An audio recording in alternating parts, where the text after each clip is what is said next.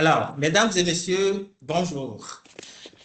Comme toujours, c'est un plaisir de vous retrouver en grand nombre pour ce webinaire, le sixième de la série sur Imagine École et plus globalement sur le numérique en éducation. Donc, le webinaire de cet après-midi a la particularité de porter sur une discipline fondamentale pour tous les élèves, donc les mathématiques. D'ailleurs, c'est une des deux disciplines, les mathématiques avec les langues, dans lesquelles les compétences des élèves sont évaluées par le PASEC, le programme d'analyse des systèmes éducatifs de la Confédération. Et selon les résultats du PASEC, malheureusement, les résultats, les compétences des élèves ne sont pas, ces compétences-là ne sont pas fameuses.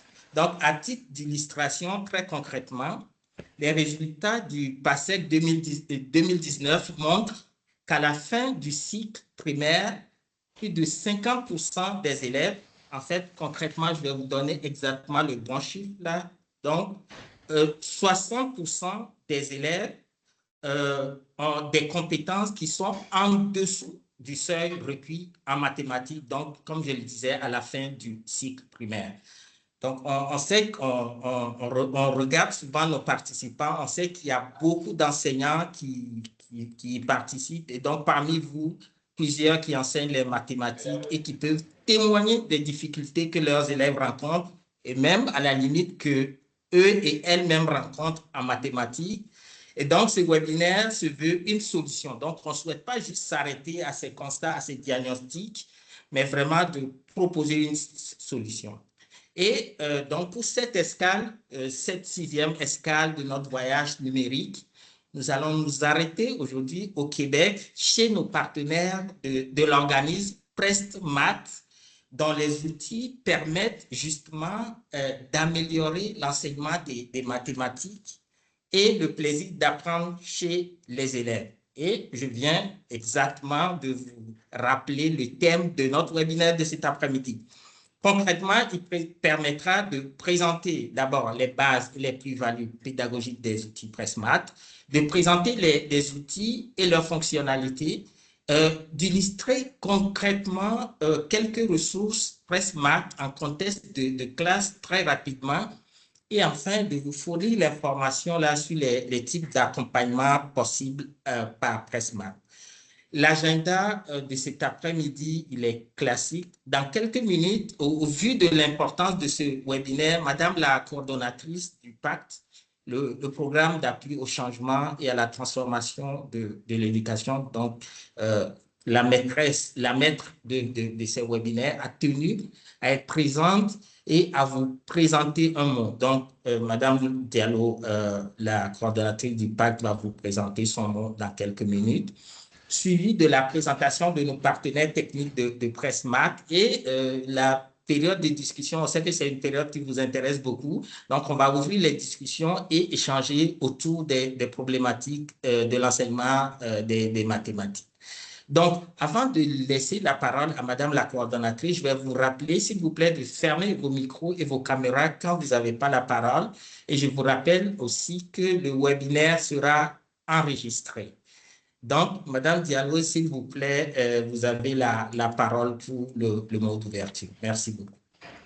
Merci beaucoup, cher Maoto.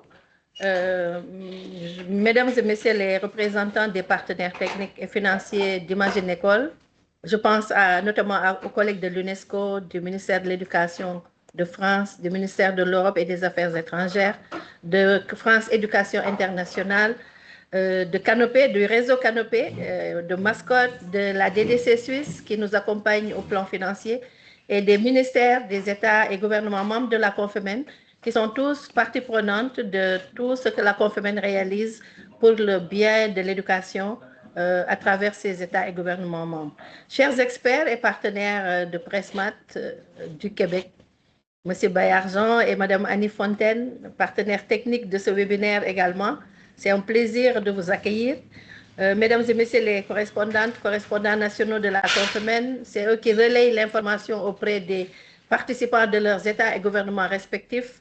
Et chers points focaux d'Imagine École, chères enseignantes, enseignants, puisque la cible qu'on veut atteindre, justement, ce sont les enseignants et les enseignantes. Ils sont le moteur pour l'accompagnement de la transformation de l'éducation.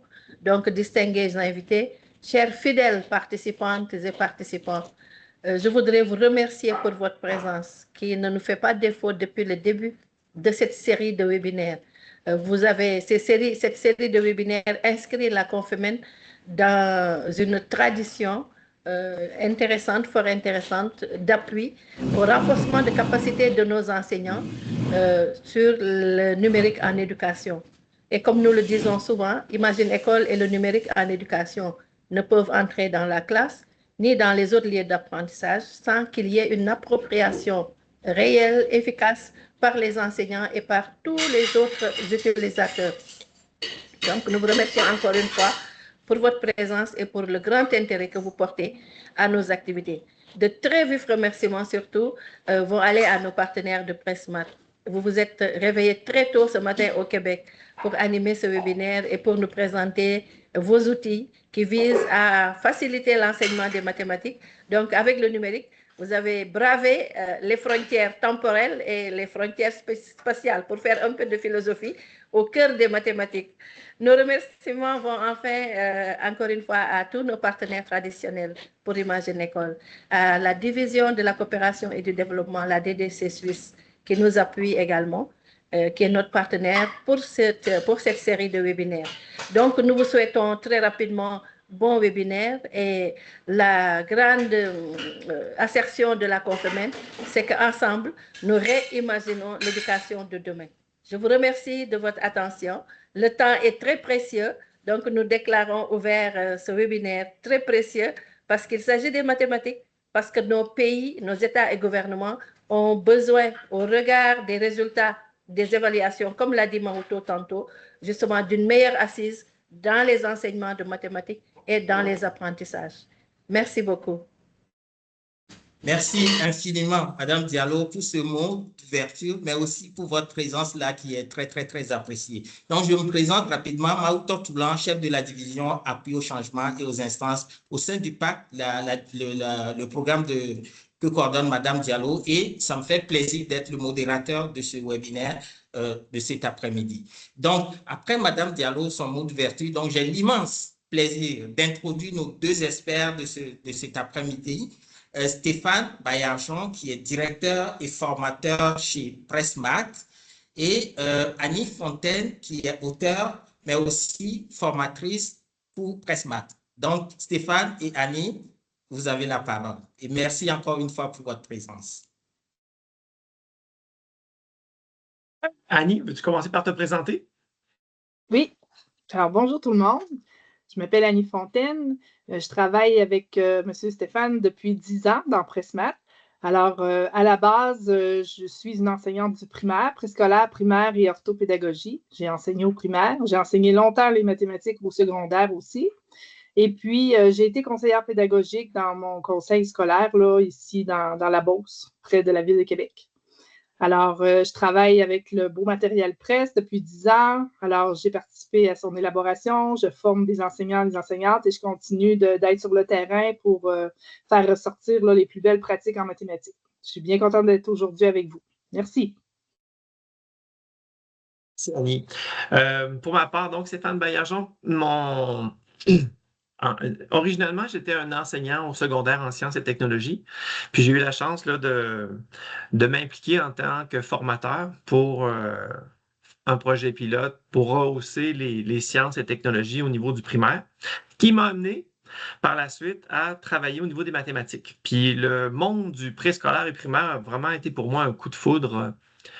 C'est le développement global d'un enfant. Puis ça, c'est quelque chose qui m'a touché beaucoup. Par contre, j'ai vite constaté que, à tout le moins au Québec, et ça s'est confirmé dans 8 autres pays d'Amérique latine, que nos enseignants, que les difficultés d'apprentissage en mathématiques de nos élèves, une bonne proportion des élèves qui ont des problèmes en mathématiques, ce n'est pas pour des raisons de limitation cognitive, mais bien d'une manière d'enseigner les mathématiques. Donc ça m'a troublé. Et puis, depuis 10 ans, ben, c'est devenu notre mission de vie d'essayer de démocratiser les meilleures pratiques possibles parce que les enseignants souhaitent offrir le meilleur aux élèves pour ouvrir le maximum de possibilités. La meilleure façon de répartir la richesse, c'est augmenter la qualité de l'enseignement, la valeur de chacun des individus pour contribuer à une société. Pour nous, il y a urgence d'agir. Les mathématiques, on a la chance de partager une langue universelle, qu'on vienne du Sénégal, du Congo, de la Colombie, du Panama, du Québec, de la Suisse. On parle tous la même langue, les mathématiques. Et on ne voit pas de sens de réinventer la roue. Alors aujourd'hui, on va vous présenter un peu un tour d'horizon de toutes les ressources qui ont été développées par Pressmat au niveau des mathématiques. Et par la suite, s'il y a des organisations qui souhaitent aller plus loin vers des collaborations avec nous, ça nous fera vraiment plaisir. À la fin de cette présentation-là, on vous présentera quelques réalisations, quelques collaborations. Notre fonction est toujours de transférer l'expertise localement pour donner de l'autonomie au milieu et de bâtir un réseau international à Pressmat pour la qualité de l'enseignement des mathématiques. Alors, je vais partager mon écran.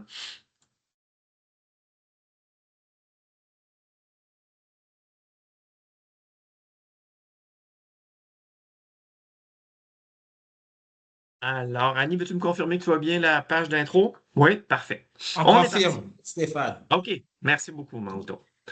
Alors, c'est parti, on y va. J'ai Mauto qui est censé m'avertir sur WhatsApp si je parle trop vite ou si mon accent québécois est trop difficile à comprendre. Je m'ajusterai.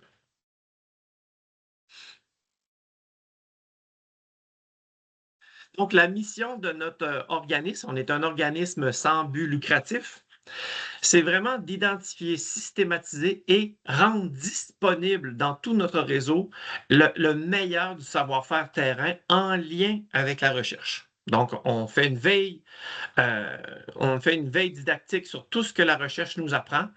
Comme je vous disais, on a une langue commune, les mathématiques. On bénéficie de plus de 60 ans de recherche didactique vraiment très intéressante. Le défi, c'est de le faire atterrir en classe, concrètement. Développer un réseau de collaborateurs et d'expertise. Alors, on croit vraiment à la richesse d'un réseau et de construire donc avec nos collaborateurs un projet ambitieux de très grande qualité, accessible au plus grand nombre. Objectif du webinaire, donc on va vous parler brièvement de l'origine de Pressmat, présenter ses bases et les plus-values pédagogiques de nos outils. On va après ça, à différents moments, présenter un exemple concret de comment pourrait atterrir Pressmat dans un organisme africain qui aurait de l'intérêt à collaborer avec nous. Et on va fournir de l'information sur des types d'accompagnement possibles, des exemples de projets aussi. Alors, le projet Pressmat est né il y a 10 ans. Le ministère de l'Éducation de la Colombie, en Amérique latine, était en grande réforme et a fait une veille, une recherche de toutes les ressources qui étaient disponibles là, pour renouveler son programme curriculaire en mathématiques et la façon d'enseigner.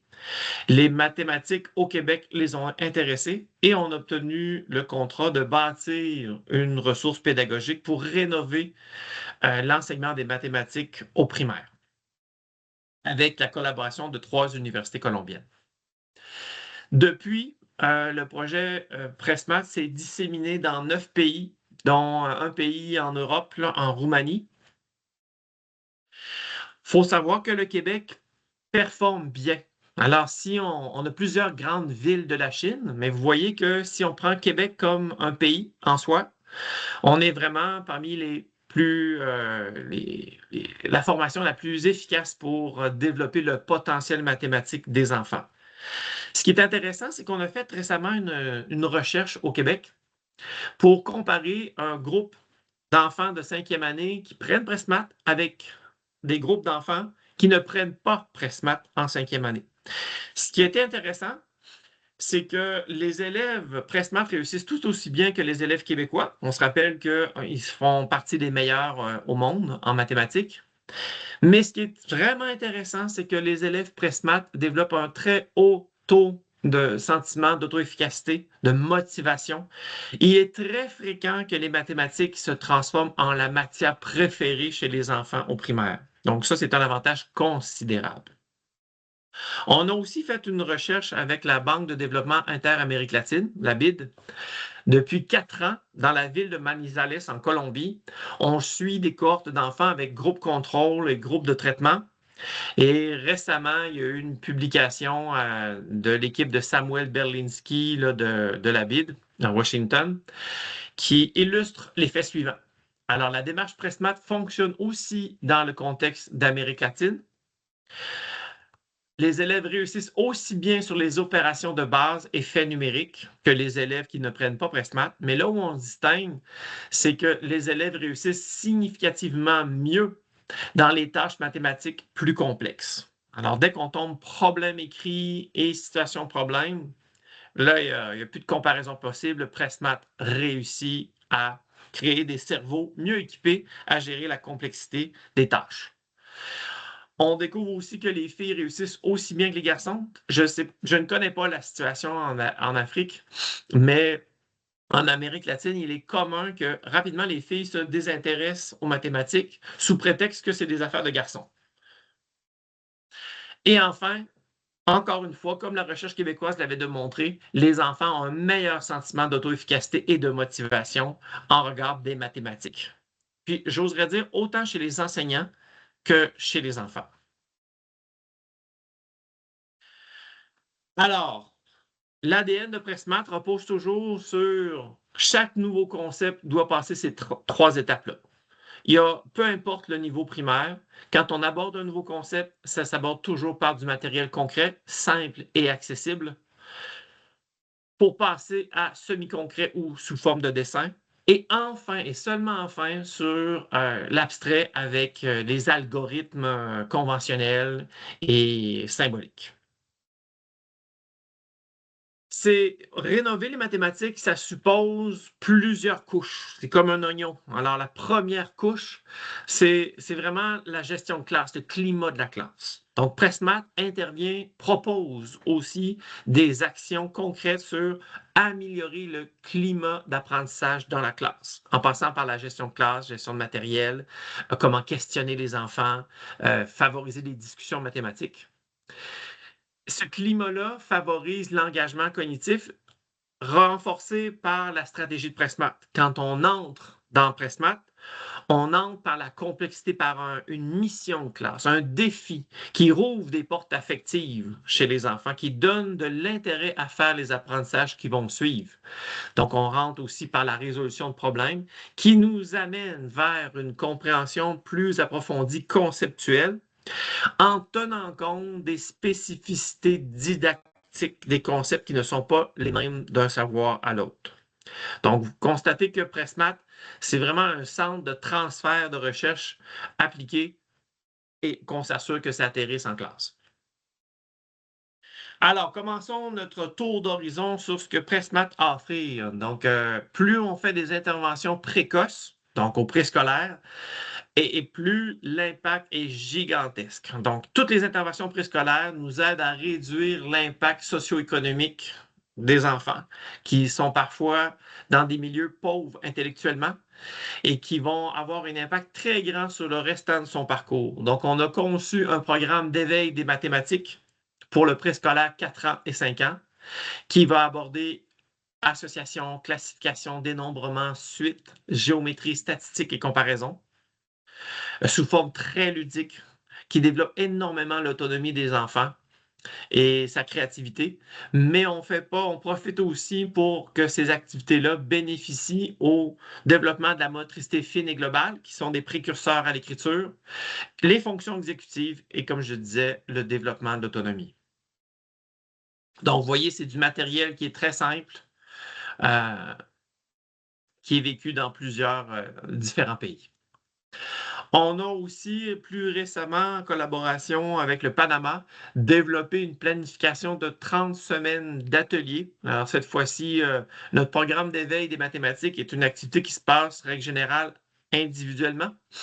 Quand on passe aux ateliers, c'est en groupe de 4, 5, 6, 7, 8 élèves qui vont faire la même tâche. Donc, on développe là, tous les domaines de développement du préscolaire, tant affectif que cognitif, moteur. Je vous rappelle qu'on est basé sur le programme québécois. Donc, mais tant le préscolaire que le primaire, après avoir analysé plus de 9 programmes différents de différents pays, on constate là, que les socles, les bases, les piliers sont très similaires d'un pays à l'autre en regard des mathématiques. Pour le préscolaire, alors voici un élément qui pourrait être une piste de collaboration avec certains d'entre vous. Fait qu'on a développé un Moodle, un cours préscolaire de ressources qui permet, puis je pense que je vais sortir du PowerPoint pour entrer dans la plateforme. Donc, là, je ne sais pas le calendrier scolaire en Afrique, mais chez nous, on commence en septembre, l'année scolaire. Et qu'en septembre, avec des enseignants, on a vraiment fait des captations de comment on modélise les habilités des enfants à gérer l'espace, gérer leur sac à dos, gérer le déplacement, gérer le travail collectivement. Donc, on a fait des cours vidéo qui va permettre de montrer comment ça se passe. Puis on est retourné aussi voir après 7 jours, quelle est la différence. Donc, je vais rafraîchir mon écran, voir si ça apparaît. Ouais. Fait que ça, c'est tous les pas qu'un enseignant préscolaire, il nous semble gagnant de préparer sa venue. Fait qu'on a aussi dans le mois d'août comment on prépare sa classe. Et puis là, tout au long de l'année, on a bâti plein d'activités, de ressources sur toutes les sphères de développement.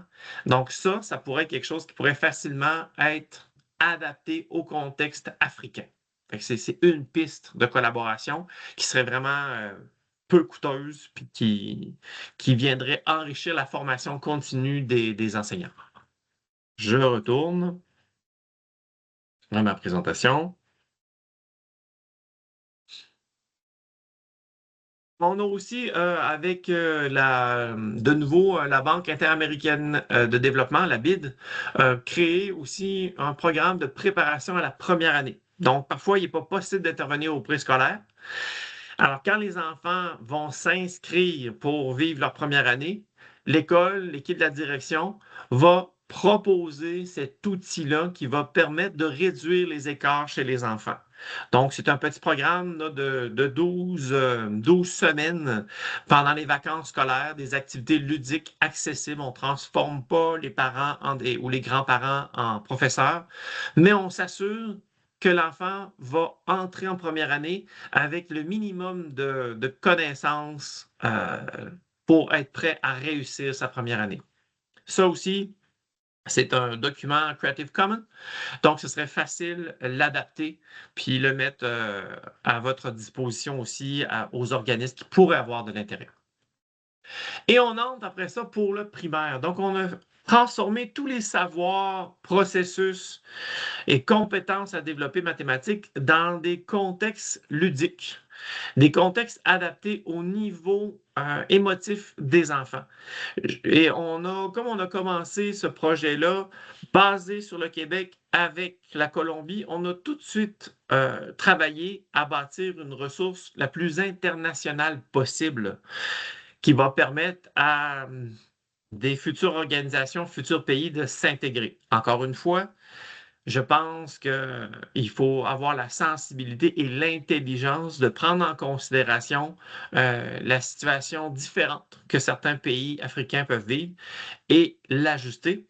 Jusqu'à présent, dans tout notre réseau, quand on a fait face à des nouveaux défis, des nouveaux problèmes, les solutions trouvées ont servi à tout notre réseau. Quand on a commencé à construire pour 3 millions d'enfants colombiens, évidemment, de milieu rural, ça nous a forcé à penser plus simplement. Et toutes ces stratégies-là ont été réinvesties pour nos enseignants au Québec. Donc, on est convaincu qu'on aurait ce même genre de dynamique-là avec des organismes africains. Une ressource sur notre plateforme web, puis je vais à nouveau sortir de la présentation pour aller sur notre plateforme.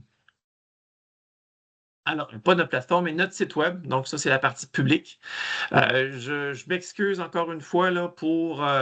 c'est possible, là, pour des raisons de sécurité, on est hébergé par un centre de services scolaires, une commission scolaire. Pour des raisons de sécurité, d'emblée, tout est fermé, l'accès. Donc, c'est possible, dépendamment du pays où vous êtes positionné, que vous n'ayez pas accès à Pressmart. Mais encore une fois, advenant qu'il y a un organisme avec qui on collabore, on s'assurera de donner les accès au pays qui va collaborer avec nous. Donc, ici, c'est une création du temps de pandémie. Donc, qu'est-ce qui était le noyau dur en mathématiques pour nous, là, qui était essentiel pour les enfants, c'était le calcul mental. Parce que derrière le calcul mental se cache une compréhension plus forte du sens, du nombre, de valeur de position.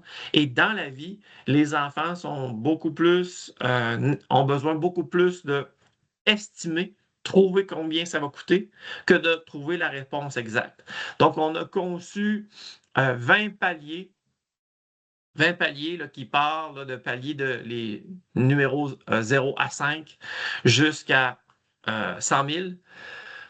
Et là, on présente, si on rentre à l'intérieur, on a une capsule vidéo qui vient faire un petit enseignement, qui vient présenter des stratégies. Et par la suite, on a des petits jogging mathématiques interactifs qui permettent là, de pratiquer ce qu'on vient d'apprendre. Donc, le niveau de jogging 1 est directement lié à la capsule vidéo ici. Et quand on arrive au jogging 3, ça vient faire une spirale de tout ce qui a été appris dans les paliers précédents pour consolider les apprentissages. Donc, les enfants vont améliorer leur capacité de faire des calculs mentaux. Je reviens à la présentation.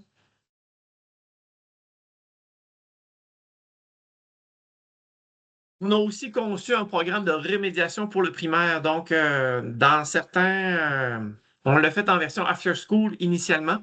Donc, initialement, ce qu'on a fait, c'est qu'il y avait tellement de retard chez les enfants, puis on n'avait pas de contact pour travailler au sein de la classe régulière.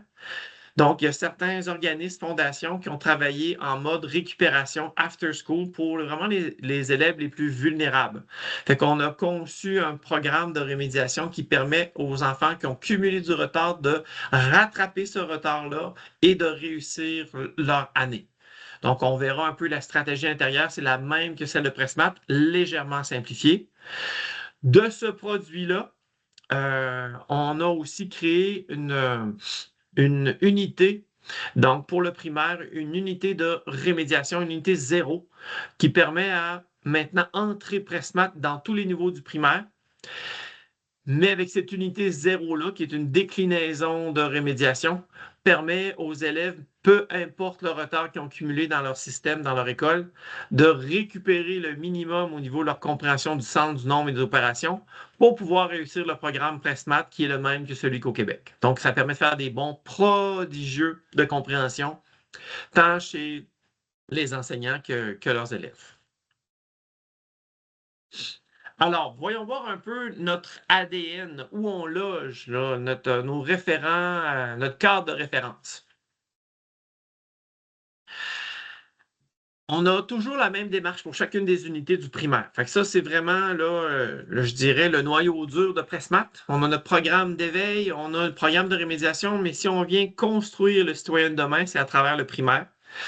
Donc, je vais reculer en arrière. Donc, quand on est... Je vous rappelle que chaque année, on a emballé l'enseignement des connaissances et des processus dans des thématiques les plus ludiques possibles.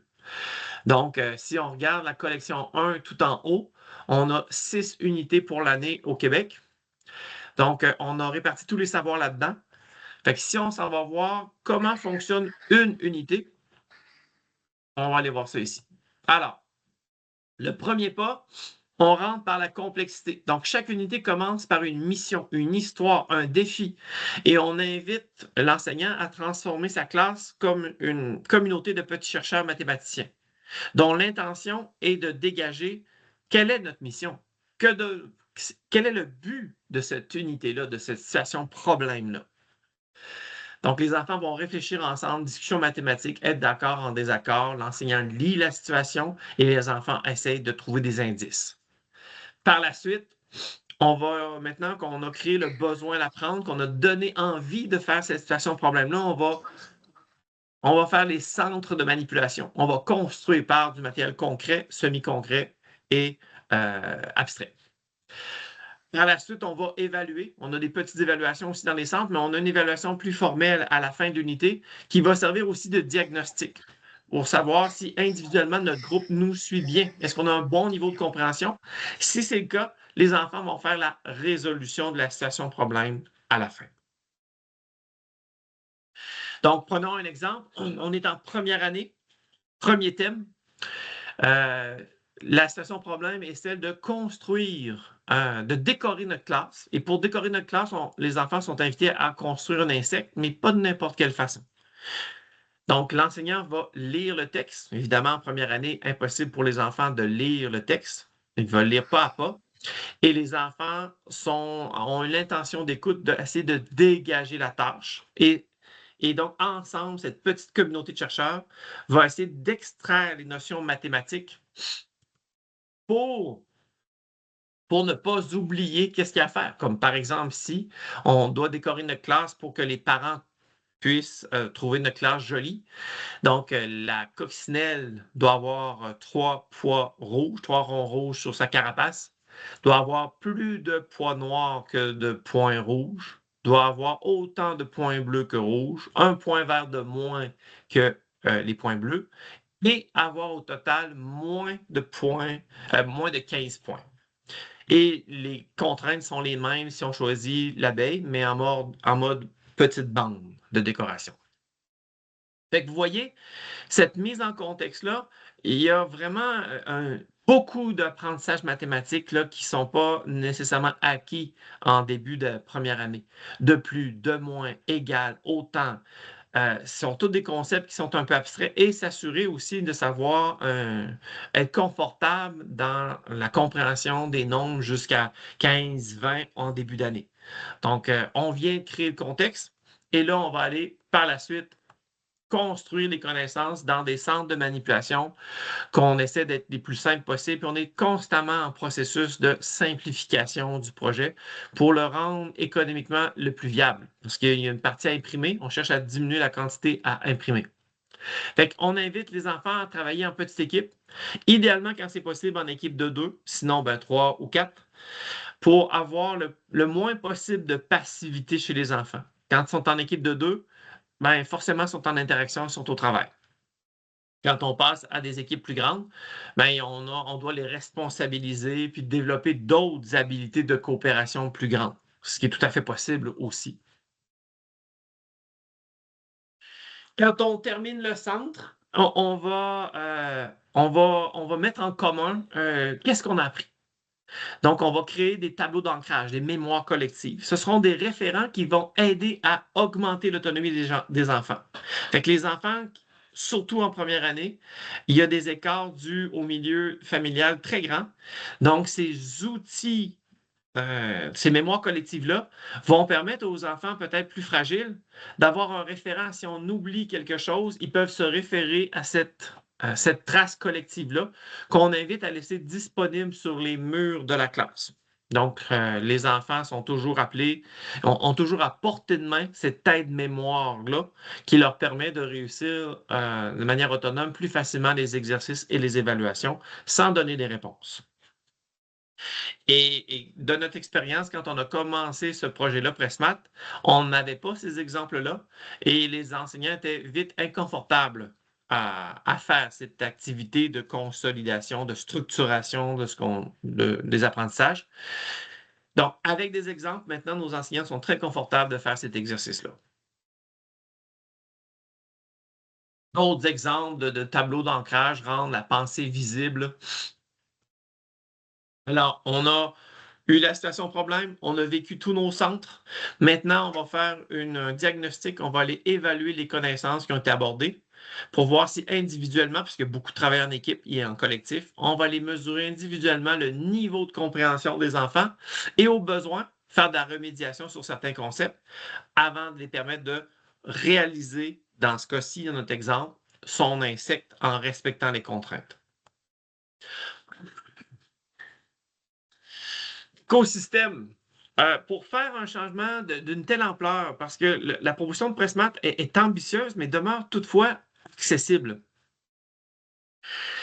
Pour réussir ça, ben c'est sûr qu'il y a un minimum de formation synchrone en présentiel pour permettre de vivre la proposition comme enseignant, comprendre la démarche, comprendre la dynamique, la gestion de classe, gestion de matériel, la gestion de droit de parole.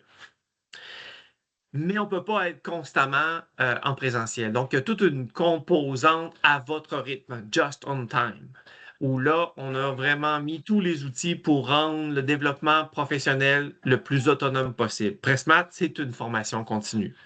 On a certains éléments d'approfondissement, autant didactiques que pédagogiques, pour permettre à des enseignants qui ont de la disponibilité à aller plus loin et à nos formateurs d'être capable d'aller développer son plein potentiel. Et ça nous prend aussi un grand réseau numérique pour mettre en lien des enseignants qui vivent la même réalité et une stratégie institutionnelle. Parce que si on veut faire un grand changement comme ça, il faut que l'institution soit mobilisée. Ce n'est pas que la responsabilité de l'enseignant. La direction et son équipe doivent être impliquées dans ce processus de transformation-là. Donc, on a tout un dispositif pour accompagner les directions d'école aussi dans le processus de transfert et d'appropriation institutionnelle. On avait des problèmes en Amérique latine de connectivité, donc on a construit une formation continue, une application Pressmat qui permet de télécharger des vidéos et de les réutiliser offline. Donc, sans connectivité. Ça nous a été beaucoup. Sinon, on a aussi l'équivalent en version Moodle. Je sais que Moodle a aussi une application qu'on peut utiliser où on peut télécharger du contenu. Donc, on a une sensibilité aux problèmes de connectivité. Le changement. Mais je ne sais pas si, avant d'arriver dans le changement, je ne sais pas dans le clavardage s'il y avait des questions qui vaudraient la peine de revenir sur l'un des points. Pour le moment, Stéphane, il n'y a pas de questions, mais on profite de l'occasion pour inviter les participantes et les participants à commencer à poser des questions au besoin. Merci. L'équation du changement, ça, c'est un modèle canadien, moi, qui nous a inspiré beaucoup. Alors, on n'est pas au premier changement qu'on souhaite réussir. Donc, le changement dans la façon d'enseigner les mathématiques c'est un grand changement qui est souhaitable. Vous avez nommé en début que les résultats n'étaient pas à la hauteur de ce qu'on souhaitait. Donc, pour obtenir des résultats différents, il faut des actions différentes. Mais ce qui m'intéresse dans ce modèle-là, c'est que ça prend 5 composantes. Il faut être conscient que pour réussir un changement, il y a un minimum de 5 composantes. Première composante, c'est la vision. Alors, est-ce que les enseignants comprennent la raison du changement, comprennent la nature du changement qui est demandé? Est-ce qu'ils ont une vision claire de où ils devraient se rendre, de quelle façon ils devraient enseigner? Est-ce qu'on leur fournit des formations pour développer leurs compétences professionnelles pour réussir ce changement-là? Est-ce que ce changement souhaité-là génère une motivation forte ou faible? Est-ce qu'on leur fournit les ressources nécessaires pour faire ce changement-là? Donc, pas juste l'idée théorique, mais les outils pratico-pratiques. Et enfin, est-ce qu'on a un plan d'action pour réussir ce changement-là? Comment on commence? Quelles seront les étapes? Quelle organisation on met en place pour rejoindre les enseignants? Là où ça devient vraiment intéressant, c'est de voir l'impact. Et parmi vous, je suis convaincu qu'il y en a plusieurs d'entre vous qui avaient participé à des grandes rénovations, des grands changements. C'est pas un changement, c'est très périlleux parce que l'humain n'aime pas changer. Donc, s'il manque une composante, qu'est-ce qui se passe? Si le changement demandé se fait sans la compréhension du pourquoi on change. Et on ne comprend pas la nature du changement, ben ça va générer de la confusion chez les gens et on ne réussira pas à faire ce changement-là. Il faut d'abord s'adresser à l'intelligence des enseignants. Si on n'offre pas les formations qui permettent de développer la compétence, mais que les enseignants comprennent qu'il faudrait un changement, ben on va générer de l'anxiété. Si la formation qu'on propose ne génère pas de motivation ou faiblement de la motivation, on aura un changement qui va être trop lent et on n'arrivera pas à faire le changement parce qu'il est trop lent. Si on ne fournit pas les ressources, je pense à des guides, je pense à des vidéos, je pense à des exercices, des centres de manipulation. Mais maintenant que les enseignants sont motivés, ils ont les compétences pour gérer cette nouvelle façon d'enseigner-là, mais on leur fournit pas les ressources, mais on génère de la frustration. Puis enfin, si l'organisme n'a pas une vision claire de quand mobiliser les directions d'école, quand commencer les formations, toute la logistique de libération pour le présentiel, pour l'accès web, si toute cette logistique-là n'est pas bien prévue, ben ce sera un faux départ. On ne réussira pas. Un premier pas possible, un autre outil qui nous paraît plus accessible encore en Afrique, on a conçu une formation sur les fractions. Donc, je vais sortir à nouveau de la présentation pour entrer dans le Moodle sur la formation sur les fractions qui, comme vous le savez probablement, les fractions, c'est le grand dragon du primaire.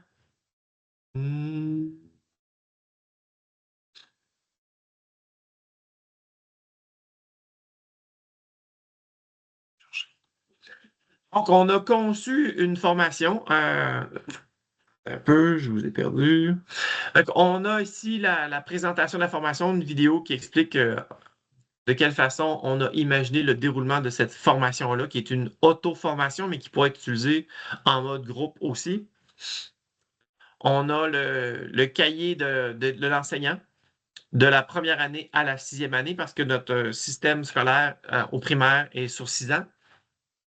Le matériel à prévoir. Et puis par la suite, on a toutes les vidéos qui accompagnent chacun des cahiers d'apprenants. Donc, au final, l'enseignant va améliorer sa compréhension, mais on lui fournit aussi en même temps des vidéos qu'il peut télécharger, présenter aux enfants, animer les vidéos. Et ça se termine par un centre de manipulation. Donc, un petit portefeuille d'idées de centre de manipulation. Donc, ça, c'est un outil que si on applique de la première à la fin du primaire, première année à la fin du primaire, on peut espérer diminuer considérablement les problèmes de compréhension des fractions. Donc, ça, c'est un outil qui nous semble facile à adapter avec une équipe locale pour pouvoir intégrer des centres de manipulation et régler le problème là, de la fraction. On travaille aussi sur une formation sur le sens des nombres et des opérations qui va bientôt être prêt, qui lui aussi va avoir des vidéos et des centres de manipulation qui sont prêts à être utilisés, peu importe le matériel utilisé en classe, qui pourrait être une autre belle option.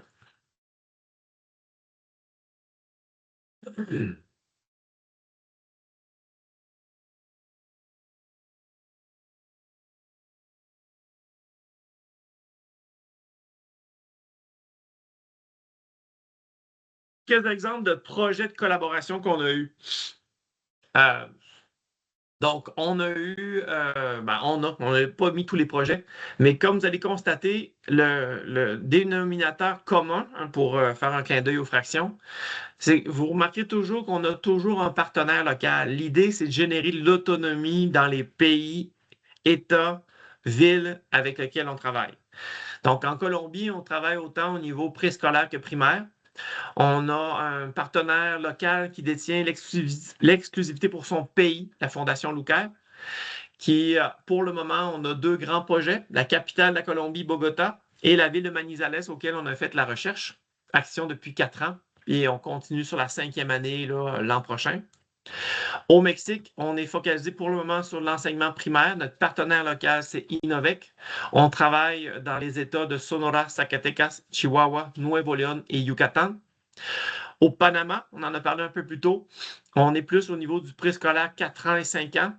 Donc, on a l'Institut de professionnalisation des enseignants, qui est notre partenaire local. Et on a notre programme After School, le programme de rémédiation qu'on vous a présenté aussi, et d'autres éléments qui sont travaillés en Argentine, en Uruguay, Brésil, Colombie, Mexique et Roumanie.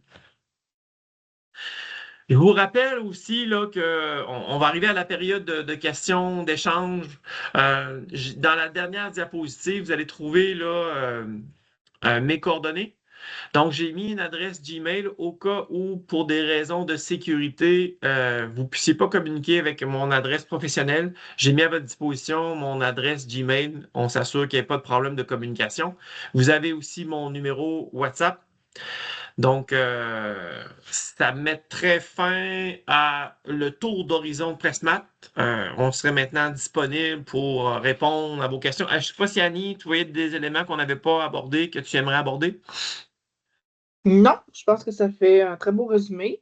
Comme tu dis, on a beaucoup de ressources. On n'est pas entré en profondeur dans chacune des ressources, mais au niveau de nos ressources, là, on a des vidéos, là, des vidéos qui sont toutes disponibles aussi là, pour les enseignements explicites. Alors ça, c'est bien apprécié des enseignants.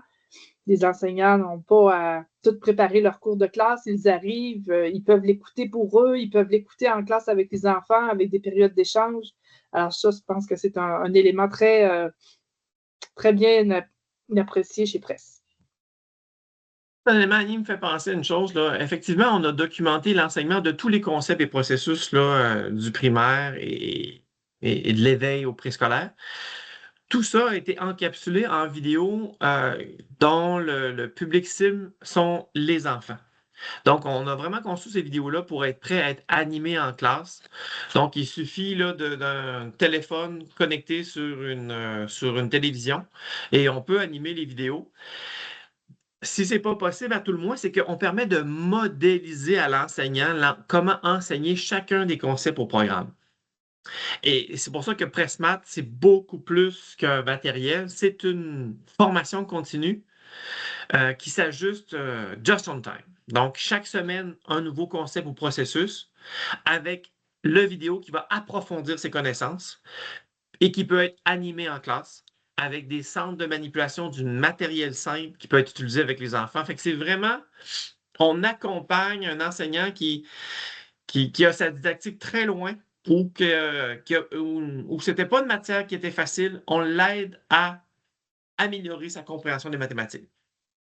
Pas à pas. Merci Stéphane. Et justement, par rapport à ta dernière intervention, on a une demande déjà. Les demandes commencent à venir dans le chat. Et tu parlais de vidéo tantôt. Est-ce que ce serait possible d'afficher une courte vidéo, même si c'est 2 minutes, 3 minutes, là, ça permettrait justement d'illustrer. Et merci pour cette belle présentation-là. Annie, donc, pendant que tu cherches, oui. Pendant que tu cherches la présentation, ben, je me permets déjà de commencer à te remercier, Stéphane, pour la très belle présentation. Annie aussi. Ben, elle n'est pas finie, évidemment, la présentation, mais on peut quand même commencer les remerciements déjà.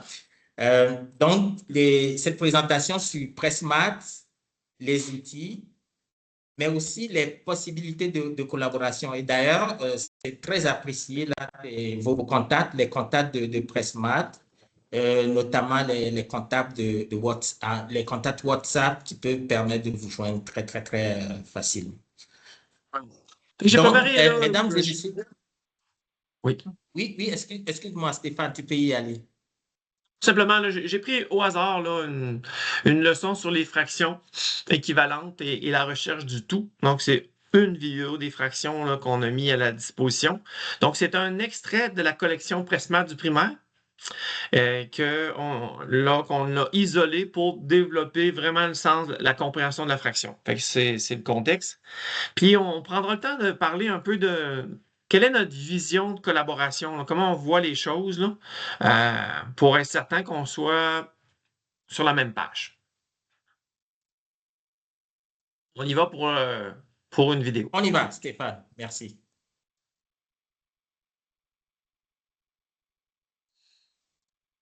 Arrête cette vidéo quelques instants afin de répondre sur une feuille aux questions suivantes. Par la suite, tu pourras consulter un exemple de mémoire collective pour valider tes réponses. On va vous mettre au travail, tout le monde. Vous avez là un chat.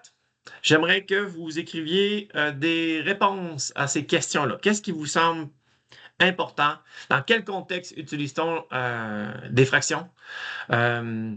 Est-ce que de quelle façon peut-on représenter une fraction? De quelle manière on pourrait représenter des fractions? Mais quel type de matériel? Si vous avez de l'information à nous dire sur qu'est-ce qu'un numérateur, qu'est-ce qu'un dénominateur, quelle information, alors rapidement, là, une minute où on bombarde quelques-unes de vos connaissances, peu importe le pays dont vous provenez. Juste, puis après, on va aller comparer une mémoire collective d'une classe. Alors, j'aimerais bien voir quelques propositions, s'il vous plaît. Alors, dans le chat, sur l'une ou l'autre des questions.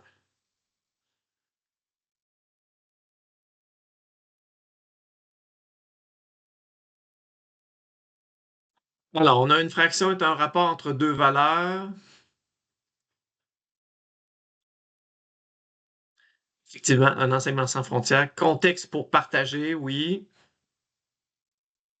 Est-ce qu'on a d'autres réactions? Ouais. Il y a plein de mathématiciens, de didacticiens, des Ah, mais ils personnes sont qui un peu s'intéressent timides. Voilà, c'est Ils sont ça. Ah, c'est bon. OK. Les pourcentages. C'est bon, on va aller poursuivre maintenant la vidéo. Puis après ça, je vais faire appel à vous encore.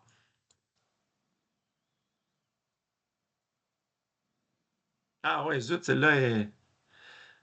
Voici différentes fractions. Je vais juste... Là, je vois que celle-là mettrait à améliorer. Là, on a changé nos images. Il faudra ajuster notre vidéo. Et qu'est-ce qu'on voit? On voit qu'on a des fractions complètement à gauche avec une surface. On a une demi. On voit un tout qui est le même partout, mais qui est divisé de façon différente, selon si c'est des demi, des tiers, des quarts, des sixièmes ou des huitièmes. On a, ou on pourrait le voir aussi comme une bande d'une longueur. À droite, on a joué sur les formes, mais ils ont un point en commun. Ils ont toujours des parties équivalentes. Qu'est-ce qu'on a d'autre? On a des collections en bas et on va poursuivre la vidéo. Voici différentes fractions exprimées en mots et en symboles. Si ces 4 objets représentent le tiers d'une collection, quel est le tout? Voici les explications d'un élève. J'entoure ces 4 objets pour en faire mon sous-ensemble. Je sais que le dénominateur de 1 tiers indique que la collection a été séparée en 3 parties égales et que mon sous-ensemble de 4 objets est un groupe sur les 3 groupes. Alors je dessine ou j'utilise un cure-pipe pour mettre 2 autres cercles dans lesquels j'ajoute 4 objets. Ainsi, je retrouve ma collection de 12 objets.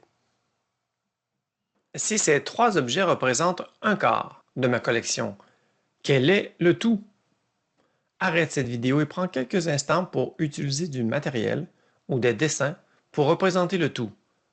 Ensuite, tu pourras comparer ta démarche avec la mienne.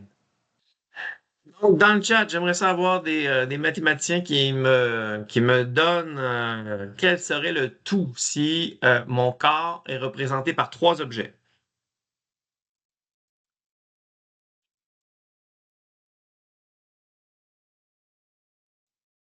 Les mathématiciens, on attend de vos nouvelles. Les mathématiciennes aussi, c'est important.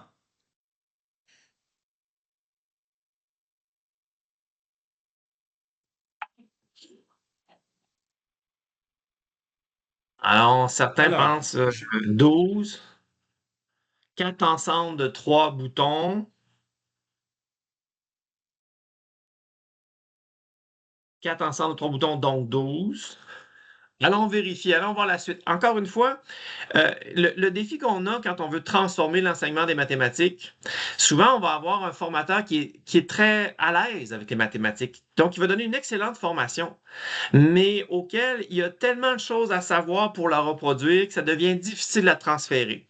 Nos vidéos sont là pour diminuer la charge cognitive et rendre plus accessible le changement, même si j'ai pas tout le bagage. Fait qu'on poursuivons la vidéo.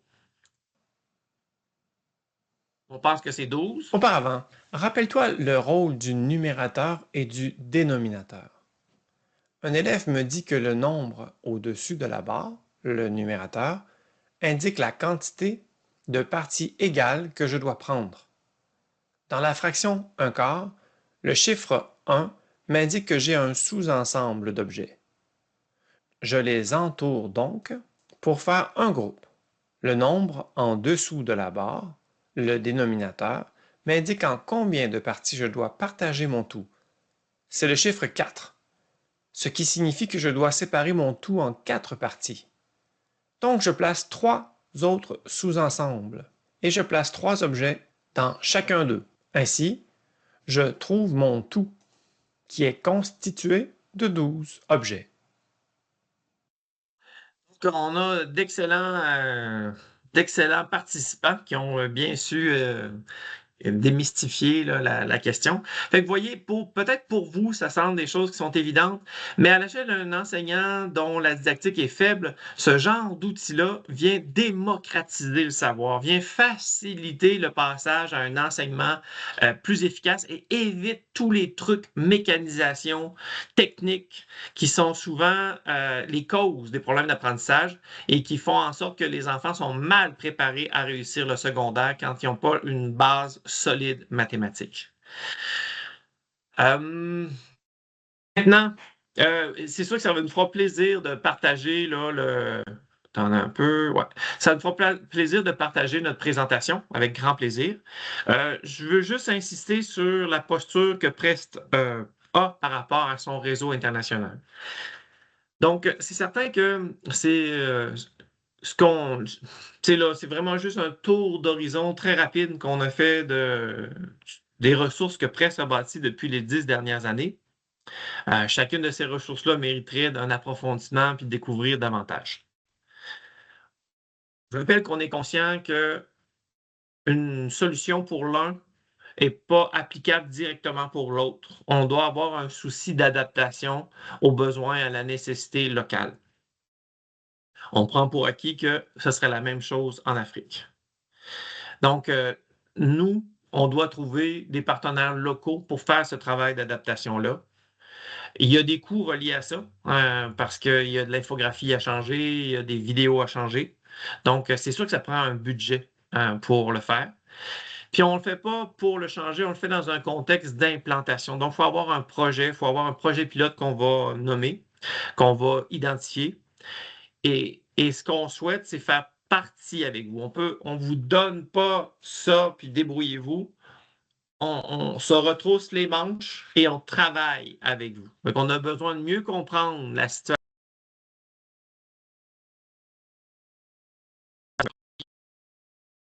Et vraiment avoir des gens avec qui on peut collaborer pour transférer l'expertise, adapter et ajuster la stratégie de déploiement dans votre ville, État ou pays. Donc, il y a des frais, mais Press est un organisme sans but lucratif. Donc, le but n'est pas de générer des profits, mais d'avoir les moyens d'animer ce grand réseau-là international. Donc, c'est vraiment d'une très haute qualité, très accessible. Et si l'accessible ne l'est pas, notre conviction, c'est que tous les humains ont un droit universel au savoir. Et qu'on doit trouver ensemble une solution de rendre soutenable financièrement le projet et ensemble, construisons un monde meilleur avec des enfants qui sont mieux équipés mathématiquement. Je ne sais pas en Afrique, mais au Québec, c'est vraiment très grave de ne pas développer le potentiel des enfants en mathématiques parce que les mathématiques sont un tri social. Sans un minimum de compréhension mathématique, tu n'as pas accès à aucune carrière scientifique. Donc, avant de penser à améliorer la filière sciences, ça doit passer par les mathématiques, qui est le langage des sciences. Merci. Merci beaucoup, Stéphane. Donc, les commentaires et les questions commencent à affluer tranquillement dans le clavardage. Un des commentaires qui revient souvent, c'est comment collaborer avec Pressmat. Donc, tu l'as dit, tu l'as bien expliqué, Stéphane. Et d'ailleurs, comme le disait Stéphane, vous aurez, après le webinaire, une copie de sa présentation. Et à la fin de la présentation, il y a toutes les coordonnées de Pressmat.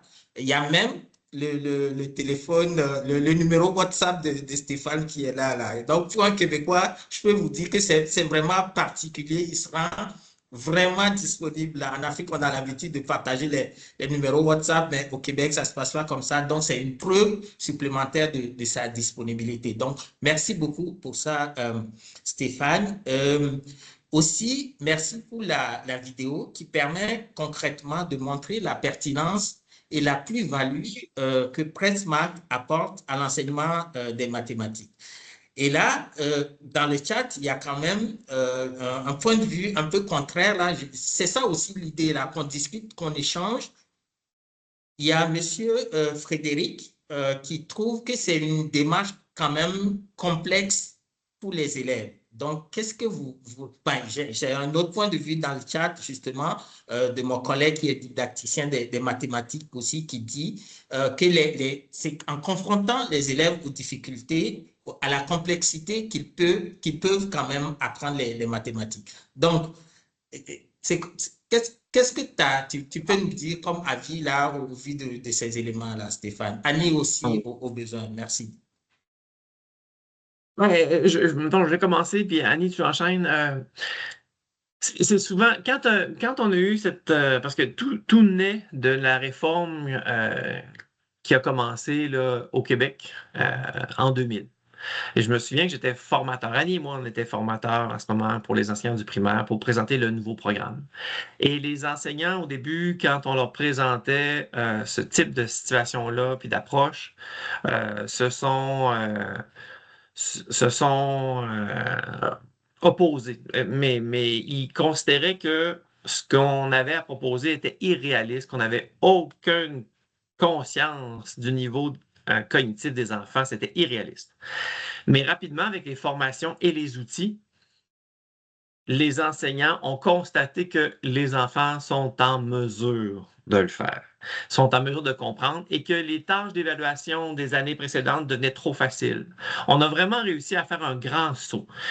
Alors, quand on a tous les outils, puis peut-être que je peux montrer une autre ressource là, pour aider. Annie, veux-tu compléter pendant que je cherche là, un exemple? Oui. Ton opinion? J'allais juste ajouter là, que dans le programme, le PFEQ, alors la fraction, elle est présentée dès la première année. Alors, on travaille la fraction dès la première année jusqu'à la 6e année en la faisant évoluer.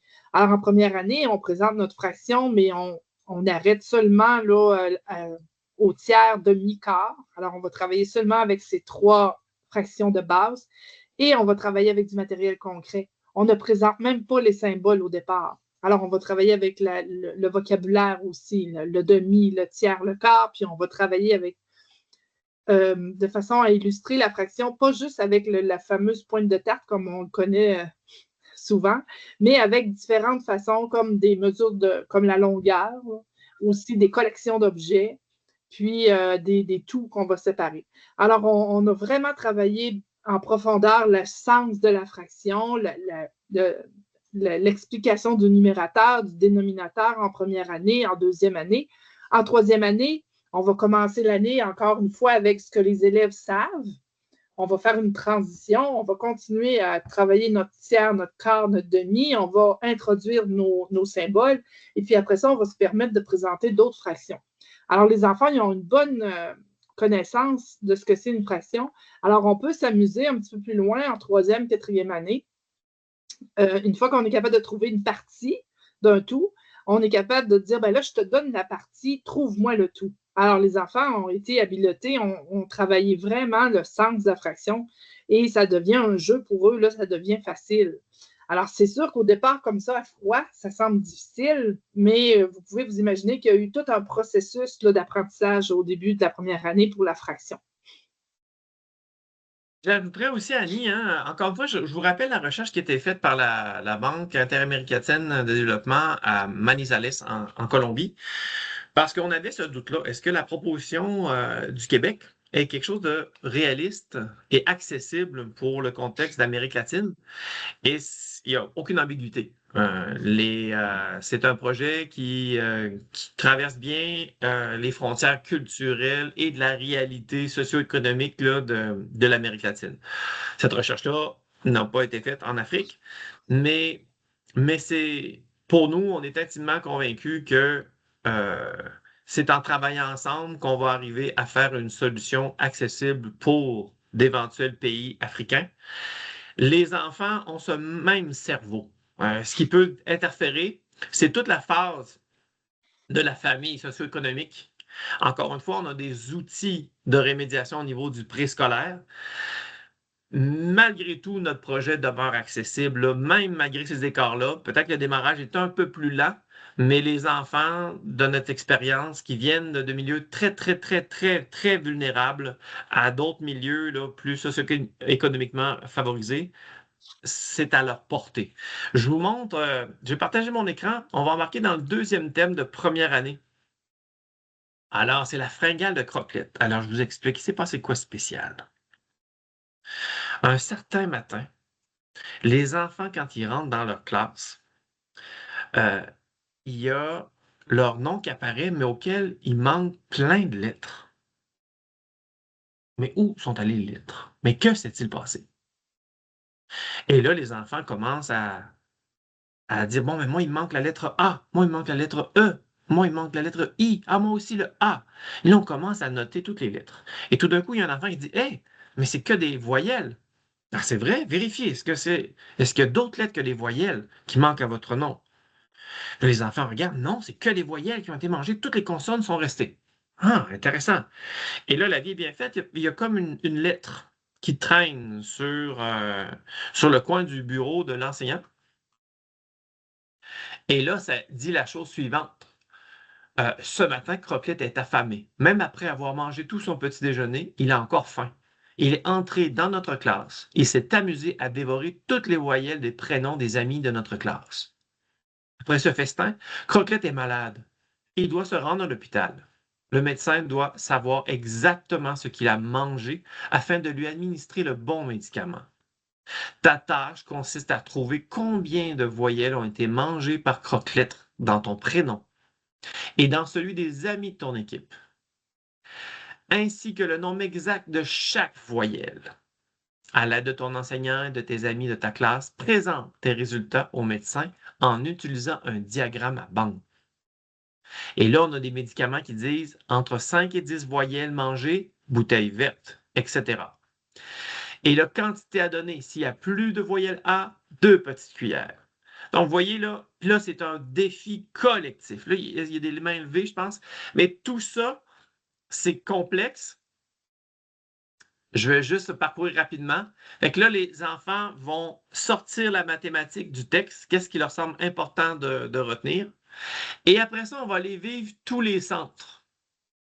Donc, premier centre, les parties du corps. On trouve les nombres repères de notre corps qu'on associe à une carte silhouette pour créer des plus grands nombres. Donc, on va travailler avec les nombres 1, 2, 5, 10 de notre corps, mais appliqués à des silhouettes qui vont jusqu'à 10 amis. Donc, on l'addition répétée. Et là, on utilise des boîtes 10 pour organiser ça. Deuxième parcours.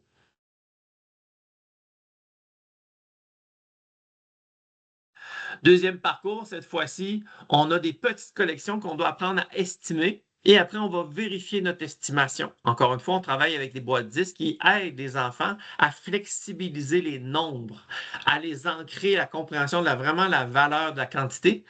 Et puis, l'avantage de travailler des boîtes 10 comme 8, c'est pas seulement 8. 8, c'est une ligne complète, 5 plus 3. Donc, ça me permet d'avoir plus de stratégies pour apprendre mes faits numériques, mes additions, mes soustractions et les calculs mentaux. Et là, on fait tous ces centres-là pour, à la fin, revenir à la situation. Oui, Maxoutou.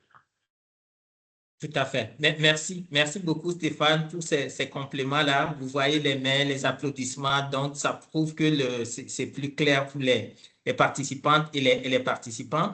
Donc nous allons retourner dans le chat, mais nous allons aussi prendre des questions en direct pour permettre une meilleure interactivité. Là, déjà, dans le chat, il y avait une question du Burundi. C'est un commentaire. Comment contextualiser les ressources Pressmat avec les curricula nationaux? Donc, on sait que les mathématiques, c'est quand même un langage universel, mais il y a des particularités au niveau des curricula nationaux. Donc, comment faire cette jonction-là? Effectivement, c'est la première étape. Donc, quand on a un projet qui démarre dans un autre pays, la première étape, c'est faire la connexion entre la planification Pressmat et le curriculum national. Parce que les enseignants ne s'impliqueront pas dans un projet qui est trop loin de leurs exigences curriculaires. Fait que ça, c'est la première étape. Encore une fois, on a analysé une quinzaine, parce que je pense on a analysé aussi des programmes là, au Canada. Chaque province a son propre ministère de l'Éducation. Fait qu'on a analysé des programmes là, d'autres provinces du Canada, de plusieurs autres pays. Et pour le moment, là, les différences d'un pays à l'autre pour le primaire sont très, très marginales. Sont très faibles. Il y en existe, il faut en prendre en considération. Règle générale, la proposition de Pressmat va un peu plus loin que les programmes traditionnels. Annie a donné un exemple, là, comme en Colombie, les fractions ne s'abordent pas normalement en première année. Nous, on l'aborde en première année, mais de façon très sensible. Il y a certains concepts qu'on va venir enrichir le curriculum. Il va arriver parfois qu'il y a une notion bien pointue qui n'est pas ciblée dans Pressmat. Bien évidemment, il faut prendre ça en considération. Donc, on va venir réfléchir avec l'équipe locale de quelle façon on pourrait ajouter une activité particulière, ponctuelle, à quel moment de l'année, dans quel thème, pour s'assurer que les enseignants aient tous les outils pour respecter leur curriculum. Fait que ça, c'est une des premières étapes à faire, comparer les programmes et voir si on est assez proche pour que ce soit pertinent de collaborer ensemble. Si on est trop loin, mais peut-être que ce n'est pas pertinent de travailler ensemble, ou du moins pas dans la collection Pressmat, peut-être plus dans la formation didactique ou préscolaire. Si je peux ajouter, Stéphane, notre programme de mathématiques au Québec, il est basé en compétences. Alors, on a 3 compétences, résoudre des problèmes, raisonner, puis communiquer. Et puis, notre matériel travaille en spirale aussi. Alors, tout ce qu'on voit dans une année, on va le revoir plus d'une fois, puis on va le reprendre à chaque année.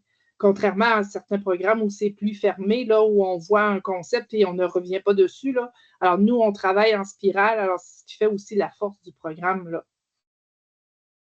Merci. Sur la recherche. La recherche met bien en évidence l'importance de revenir consolider. Donc, puis on prend en considération. Tout à fait. Merci beaucoup, Annie et Stéphane. Toujours dans le chat, il y a M. Niamzou qui souligne des difficultés à accéder au site de Pressmat. Mais ça, Stéphane l'a annoncé un peu, il y a des restrictions. Et donc, les organismes ou les écoles, les structures qui souhaitent entrer en contact avec Pressmat pourront voir dans quelle mesure et à quelles conditions il pourrait y avoir des partenariats pour justement accéder à ces outils-là. Mais comme on l'a dit, comme Stéphane l'a bien dit en début de webinaire, ce site est protégé pour le moment. Donc, voilà.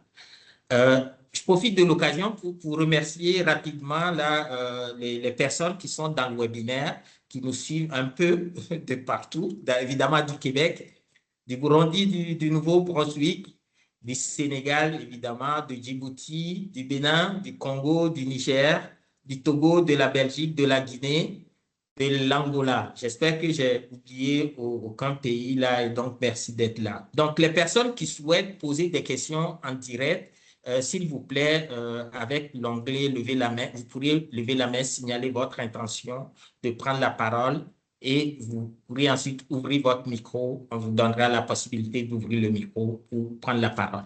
Donc, on va prendre une intervention en direct et on revient aux commentaires dans le clavardage. Donc, j'ai mon collègue Guy Roger Kaba qui souhaite intervenir. Donc, Guy Roger, la parole est à toi. Merci beaucoup. Je voulais remercier Stéphane et Annie pour leur présentation qui est vraiment très éclairante. Je trouve que moi, je suis comme animateur d'entrée de jeu, je suis didacticien des maths. J'ai enseigné les maths au secondaire et j'ai formé les profs de maths pendant plus d'une vingtaine d'années.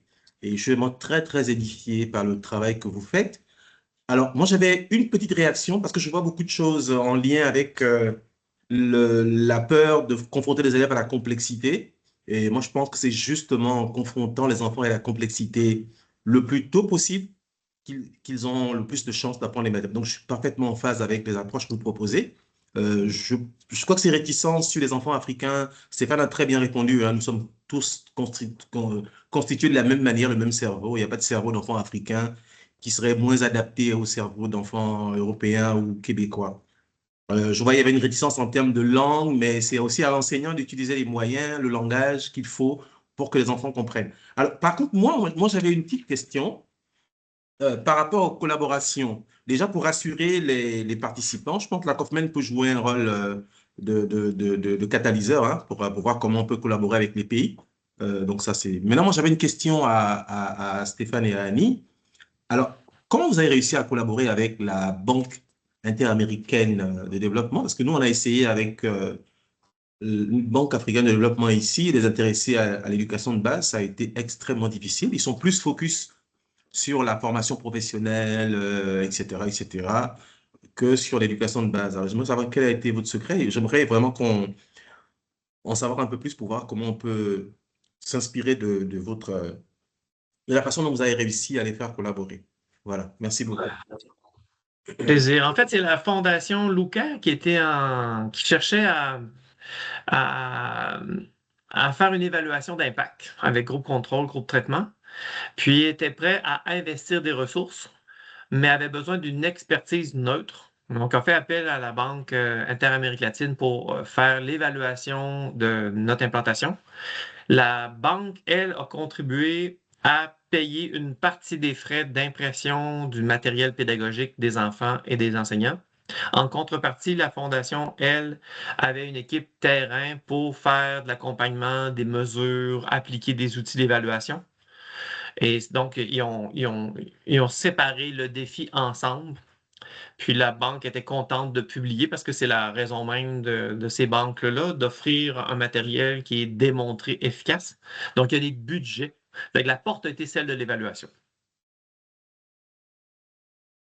D'accord. Merci beaucoup, Stéphane, pour ce compliment qui ouvre une piste dont pourraient s'inspirer plusieurs participantes et participants à ce webinaire-là, dont vous pourriez, si vous souhaitez collaborer avec PressMath et que vous n'avez pas forcément les moyens en tant que structure de le faire, vous pourriez approcher des partenaires financiers, évidemment, les banques de développement, mais aussi des ambassades qui financent qui donnent du financement dans le domaine de l'éducation ou d'autres partenaires techniques et financiers qui pourraient vous aider. Et donc, comme l'a dit aussi Stéphane en début d'activité, PressMath n'est pas un organisme qui cherche à faire du profit, mais vous comprendrez que la production de ressources demande quand même des coûts. Donc, c'est juste pour couvrir ces coûts de base. Et PressMath n'est pas une organisation qui cherche à faire du profit. Donc, je remercie mon collègue pour ces questions, ces commentaires, ces compliments-là qui permettent justement d'ouvrir cette piste-là ou de donner cette piste de collaboration au niveau financier. Donc, c'est le nerf de la guerre, comme on dit. Alors, dans le chat, il y a des questions. Monsieur Sow du Sénégal. Monsieur Sow, merci de nous suivre là semaine après semaine, qui demande, d'abord c'est une série de questions si on veut. Donc, d'abord sur les fondements pédagogiques.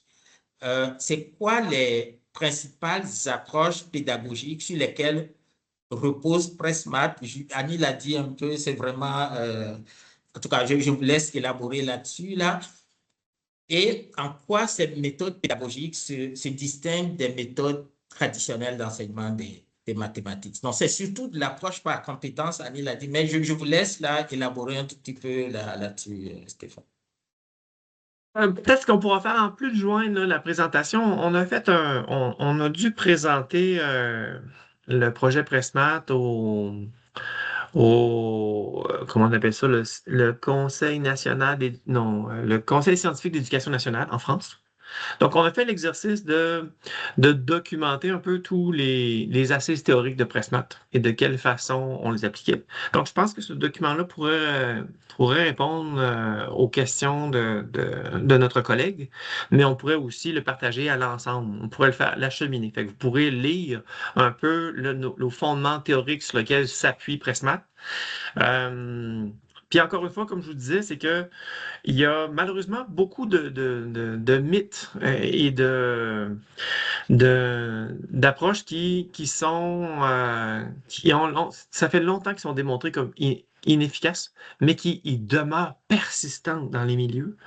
Donc, Pressmat a complètement épuré ça. On est vraiment appuyé que sur les recherches probantes les plus récentes. Donc, je vous enverrai ce document-là pour éviter, parce qu'on n'aura pas le temps de faire le tour des assises théoriques de Pressmat dans le cadre de ce webinaire-là. Tout à fait. C'est bien apprécié. Et d'ailleurs, les documents et la présentation permettront d'ailleurs de répondre à d'autres questions de M. Sow qui parle de l'utilisation des outils Pressmat dans des contextes où l'accès au numérique est très limité, notamment dans les contextes africains. Vous l'avez dit, là, il y a possibilité d'utiliser Pressmat en mode offline. Donc, c'est des éléments, donc tous les supports que vous pourriez transmettre seront très, très, très utiles. Et aussi, tout ce qui concerne les résultats mesurables, vous les avez présentés en début de recherche, notamment en début de présentation, je m'excuse, notamment au Québec, mais en Colombie. Qu'est-ce que ça apporte là comme plus-value, les outils Pressmat? Donc, nous avons M. Kouango qui souhaite intervenir en direct. Donc, M. Kouango, vous pourriez juste ouvrir votre micro et poser votre question. Allô, vous m'entendez? Oui, on vous entend. Merci. Oui, bonjour à tous. Je suis Julius Kouango, je suis de la Côte d'Ivoire. En tout cas, cette formation, c'est la première fois que je participe à une telle formation. Merci beaucoup pour ce partage. Et pour aller donc à ma question, je voudrais savoir en quoi est-ce que cette application-là ou encore cette ressource-là peut-elle aider nous en tant que doctorants en sciences de l'éducation, spécialement en didactique des maths. Merci. Merci beaucoup, M. Kouango. Donc, j'ajoute la Côte d'Ivoire à la liste des pays que j'ai remercié tantôt là, Stéphane. Je ne sais pas si tu as pu suivre la question, le son n'était pas. Donc, l'idée, c'est comment les étudiants, donc les doctorants notamment en sciences de l'éducation ou en mathématiques, en didactique des mathématiques, peuvent bénéficier des outils Pressmat, au-delà évidemment des enseignants qui sont déjà sur le terrain et des élèves. Bon, évidemment, encore une fois, Pressmat, là, on a des ressources limitées, donc on ne peut pas aller ponctuel, cas par cas. On n'a pas l'équipe pour faire des collaborations d'un individu à notre organisation. On a la contrainte de travailler avec des organismes comme FEM, par exemple. Ça, je verrais une alliance tout à fait naturelle de faire un projet pilote pour faire un premier pas. Parce qu'il y a toujours un effort d'adaptation qui est plus considérable au début. Donc, ça nous prend un organisme là, qui a le réseau et qui a peut-être les ressources pour faire cet effort-là. Une fois qu'on a adapté dans un cadre d'un projet pilote éclaté, là, le projet va devenir de plus en plus accessible. Dans cette phase d'adaptation-là, il pourra avoir de la place à des doctorants pour documenter, rechercher, voir comment ça se passe sur le terrain, mesurer l'impact. Évidemment, la recherche, c'est clé pour les décideurs politiques. Un décideur politique ne peut pas avancer sur un coup de tête, sur une impression. Il doit s'assurer que l'argent, qui est précieux, doit être investi sur quelque chose d'efficace. Donc, je vois les universités, les doctorants qui pourraient documenter l'effet de Pressmat pour aider à des choix politiques pour investir éventuellement dans Pressmat si les résultats sur le terrain donnent les résultats attendus. Okay. Merci beaucoup, Stéphane, pour ces réponses-là. Est-ce qu'on a d'autres interventions en direct? Monsieur Kouango, j'espère que vous êtes satisfait des réponses fournies. Oui, justement. Merci beaucoup pour la réponse. Merci beaucoup, merci. Alors, il y a beaucoup de questions et de commentaires par rapport à commencer par l'abstrait pour aller au concret ou commencer par le concret pour aller vers l'abstrait. Donc, je ne sais pas, qu'est-ce que tu en penses, Stéphane? Est-ce que tu as des éléments de réponse par rapport à ces Annie, veux-tu dire, je vais éléments-là? essayer de trouver le document. Veux-tu faire un pas là-dessus? Oui, ça sera pas. Je voulais ajouter que souvent dans les matériels de base, ça ne sera pas long. Je peux Pas de peut-être problème, enchaîner. donc. J'imagine qu'Annie a un Oui, problème oui, canin. oui, oui. Selon moi, c'est un problème canin qu'elle a. Excusez. Je voulais ajouter que souvent, quand on regarde des matériels de base, ce qu'on voit, c'est qu'on a des leçons dans notre matériel de base, et puis en silo, des leçons, puis à la fin, on arrive avec des problèmes. On demande aux enfants de résoudre des problèmes. Nous, ce qu'on a décidé de faire, c'est qu'on a vraiment inversé le processus. Alors, on s'est dit, on va présenter le problème au départ.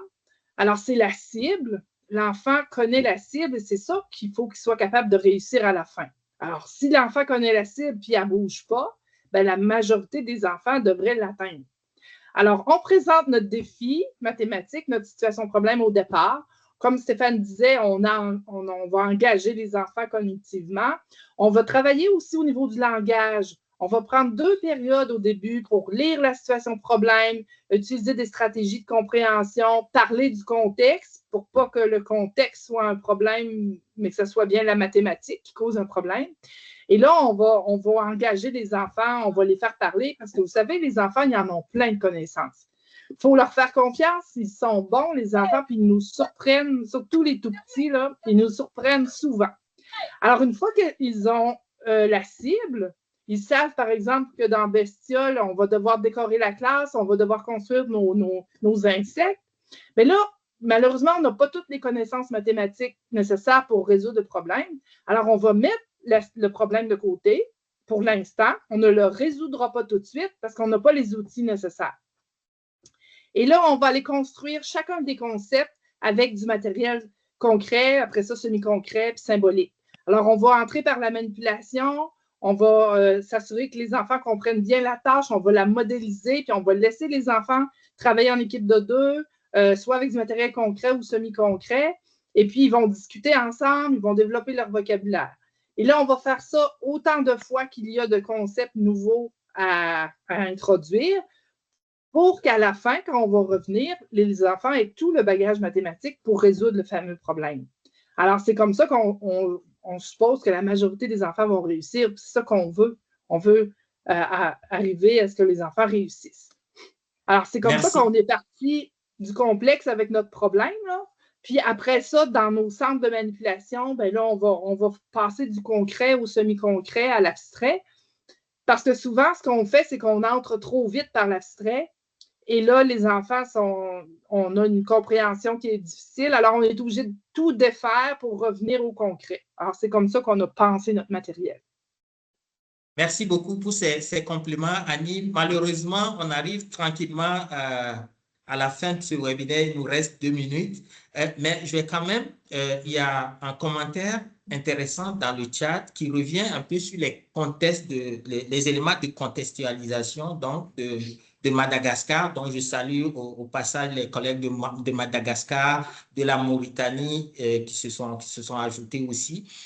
Donc, le commentaire visait à dire que la vidéo, justement, était en français. Donc, la vidéo projetée, ce qui peut-être n'aiderait pas trop les enfants africains parce que ce que notamment la Confémène encourage, c'est les apprentissages en langue maternelle ou des apprentissages bilingues, donc autant le français que d'autres langues.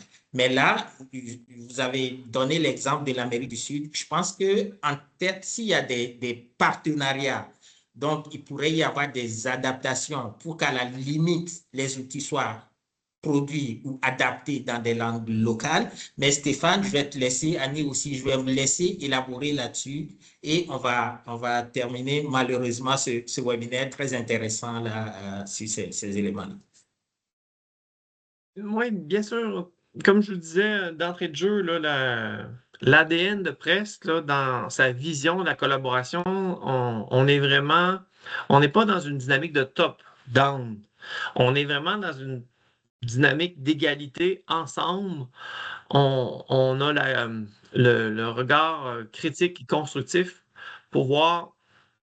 En fait, tout commence par un projet pilote. Tout commence par un projet pilote parce que des fois, on a des peurs. On lisait parmi les participants des réserves par rapport au niveau langagier, au niveau difficulté.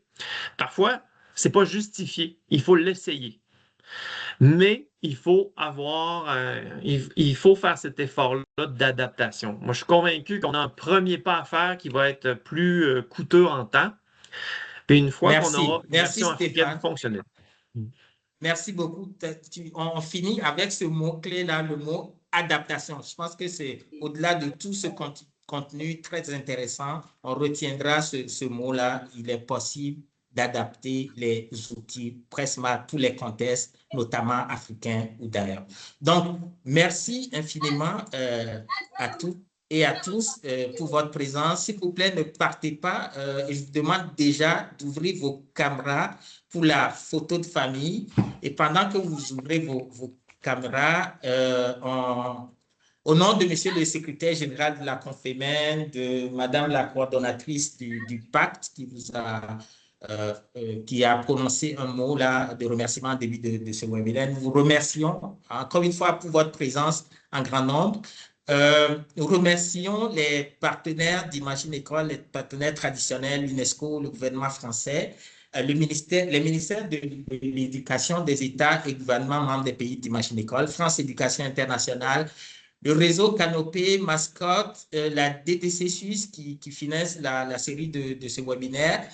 Et un merci particulier à nos experts de cet après-midi, Stéphane, Annie aussi, dont je rappelle à mesdames et messieurs les participants que vous trouverez les coordonnées dans les documents support qui vous seront envoyés. Donc, je profite pour remercier au nom de Madame la coordonnatrice les collègues du service des communications.